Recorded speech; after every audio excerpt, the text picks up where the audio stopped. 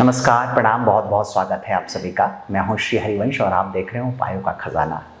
हमारा लक्ष्य है कि आप सबके जीवन में भाग्य की वृद्धि हो, सौभाग्य की वृद्धि हो, खूब सारी समृद्धि आए जीवन में। इसलिए उपायों का खजाना आप सबके लिए कार्य कर रहा है। सबसे पहले तो इस चैनल को आप सब्सक्राइब करिए और ज्यादा से ज्यादा शेयर करिए।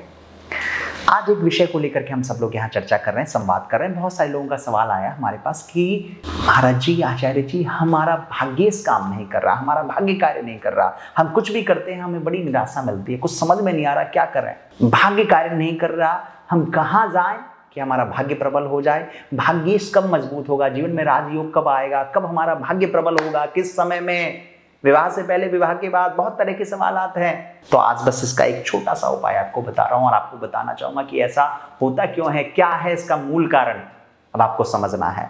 सबसे पहले तो आप ऐसा समझिए कि आप अपनी कुंडली को थोड़ा सा समझिए। लग्न कुंडली को समझिए। लग्न कुंडली जहां लग्नेश की बड़ी भूमिका होती है, अगर लग्नेश की स्थिति अच्छी है, यानी प्रथम भाव के स्वामी जो भी होंगे आपकी कुंडली में, अगर उनकी स्थिति अच्छी है तो समझिए आपके जीवन में बहुत कुछ अच्छा है। अगर लग्नेश की स्थिति अच्छी नहीं है तो समझिए बहुत कुछ ठीक नहीं है।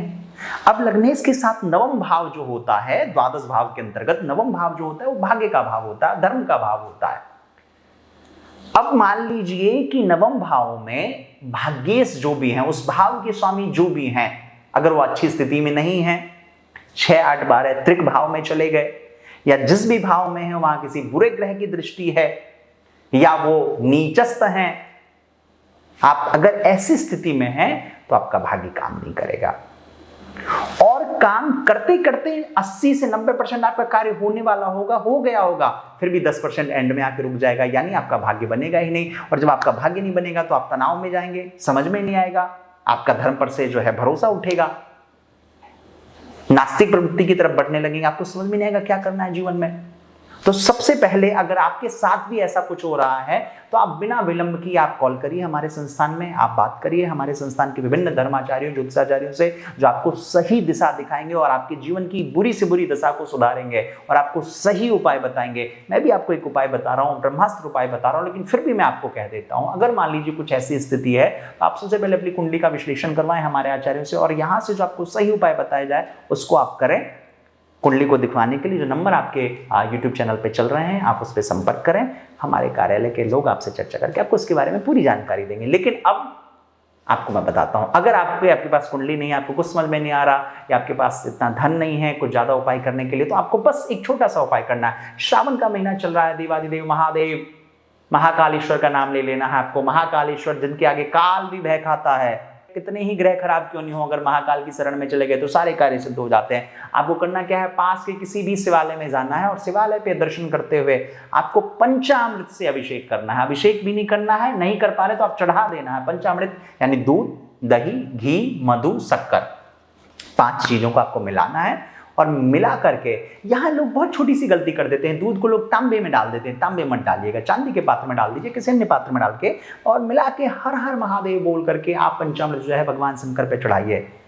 आप देखिए आपका भाग्य मजबूत हो जाएगा। महादेव कहते हैं हाथी के पांव के नीचे सबके पांव आ जाते हैं। महादेव जो देवों के देव हैं, और मैं तो उनकी कृपा से चलता हूँ, उनकी कृपा पे विश्वास करता हूँ, उनकी कृपा के बल पे ही कह रहा हूँ आपको, आप ऐसा करिए। 5, 7, 11, 9 दिन नियमित करिए, देखिए आपका भाग्य ना मजबूत होने लगे तो आप कहिएगा, आपके जीवन के सारे कार्य जो भी रुक रहे होंगे ना बनने लगे तो आप कहिएगा। और श्रावण में नियमित ये उपाय करिए, किसी भी शिवालय में चले जाइए, अगर संभव है तो द्वादश ज्योतिर्लिंग, किसी के द्वादश ज्योतिर्लिंग में से किसी ज्योतिर्लिंग में जाइए, और अगर नहीं संभव है तो पास में किसी भी जगह चले जाइए, शिवालय में जाके दर्शन करिए और पंचामृत से अभिषेक करिए, पंचामृत चढ़ाइए, आपके सारे कार्य सिद्ध होंगे। फिर भी अगर आप इसका विशेष रूप से समाधान चाहते हैं, आप यह जानना चाहते हैं क्या इस देश में आपका भाग्य मजबूत होगा या विदेश में जाके होगा, या आप यह जानना चाहते हैं कि आपका भाग्य कब मजबूत होगा, या आप यह जानना चाहते हैं आपके जीवन में कब राजयोग लगेगा, आपका विवाह के बाद सही होगा या पहले सही होगा, क्या करके भाग्य आपका मजबूत होगा, तो उसके लिए आवश्यक होगा कि अपनी कुंडली का विश्लेषण कराएं। उसके लिए आवश्यक होगा कि आप किसी योग्य विद्वान ज्योतिषाचार्य से संपर्क करके आप अपने भाग्येश को, आप अपने लग्नेश को, आप अपने कर्मेश और एकादश भाव के स्वामी, इनकी स्थिति को जानिए, इनके गोचर की स्थिति को जानिए, और उसके बाद उसके उपायों को करिए, आपको 100% लाभ मिलेगा।